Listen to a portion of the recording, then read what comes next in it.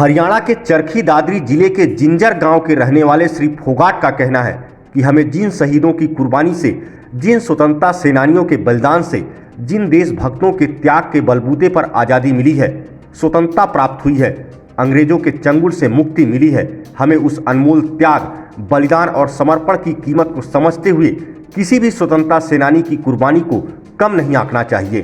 श्री फोगाट राजीव दीक्षित जी के सिद्धांतों पर चलकर स्वतंत्रता सेनानी का सम्मान और स्वदेशी के उद्देश्य को लेकर 30 नवंबर 2014 यानी बीते 7 वर्षों से मुहिम को लेकर साइकिल यात्रा कर रहे हैं और साइकिल पर देशभक्ति के गीत बजाकर देशभक्ति की अलग जगा रहे हैं। अब तक इन्होंने देश भर में पंजाब, हरियाणा, दिल्ली, राजस्थान, आगरा, ग्वालियर, झांसी, ललितपुर, धम्मो सागर, जबलपुर, भागपुर, वर्धा, अमरावती, आवेला, शिरडी, नासिक, ठाणे, मुंबई, गुजरात में सूरत, बड़ोदरा, अहमदाबाद, राजस्थान में उदयपुर, चित्तौड़गढ़ से दिल्ली तक विभिन्न क्षेत्रों की लगभग 85,000 किलोमीटर की यात्रा पूर्ण कर ली है। सन 2000 में इनकी पत्नी का स्वर्गवास हो गया है। इनकी माता और बेटा भाई के पास रहते हैं और ये स्वयं देश और समाज में एक पागल क्रांतिकारी के रूप में भ्रमण कर देशभक्ति की अलग जगा रहे हैं। मेरा नाम तस्वीर फोगाट है। हरियाणा में चरखी दादरी ज़िले से मैं वहाँ पे स्थायी निवासी हूँ और मैं घूम रहा हूँ पिछले 7 साल से साइकिल पर ऐसे चल करके।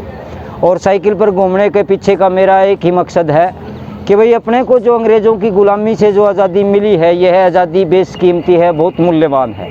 ऐसा तो है नहीं कि भाई अंग्रेज़ों ने ऐसे थाल में सजा करके और अपने को ये आज़ादी बेच कर रखी हो। इस आज़ादी के लिए लाखों लाखों क्रांतिकारियों ने अपना सर्वस्व बलिदान कर दिया। दुख की, अफसोस की बात है कि आज इन लाखों क्रांतिकारियों में से कहीं किसी एक को आज कोई पूछने वाला नहीं। तो हम तो घूम कर के इस देश में एक मुहिम चलाना चाहते हैं कि आओ शहीदों को याद करें, शहीदों को सम्मान दें और शहीदों के सपनों का भारत बनाएं। इस मकसद के लिए मैं घूमता हूँ। और दूसरी बात अगर करें तो हमारे तो भीतर में आग लगी हुई है और आग इसी बात की लगी हुई है कि इस आज़ादी के लिए जो कुर्बानी देने वाला जो ये कितना बड़ा वर्ग है। बात करें तो इन क्रांतिकारियों में से हम किसी भी क्रांतिकारी की काबिलियत को कम करके नहीं आंक सकते, किसी की काबिलियत को भी। एक भगत सिंह का नाम बड़े आदर के साथ लिया जाता है पूरे देश में, बल्कि पूरी दुनिया में। भगत सिंह जी 23 साल की भरी जवानी में शहीद हो गए। अगर चाहते भगत सिंह तो अपनी ज़िंदगी की, अपनी जवानी की रंग रलियाँ मना सकते थे। उनकी काबिलियत में कहाँ कोई कमी थी। चाहते तो करोड़ों करोड़ों रुपया कमा सकते थे और ऐशो आराम का जीवन जी सकते थे।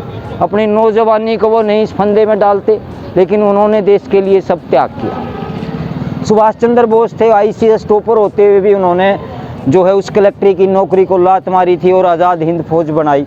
और सुभाष चंद्र बोस की आज़ाद हिंद फौज अगर अंग्रेज़ों की पिटाई नहीं करती तो कभी भी अंग्रेज़ भारत को छोड़ के नहीं जाने वाले थे। उधम सिंह ने पूरी अपनी जवानी लगा दी अपने संकल्प के पूरा करने के लिए। जलियांवाला बाग हत्याकांड का जिम्मेदार जो डायर था उसको उन्होंने वहाँ जा कर के और सबक सिखाया था।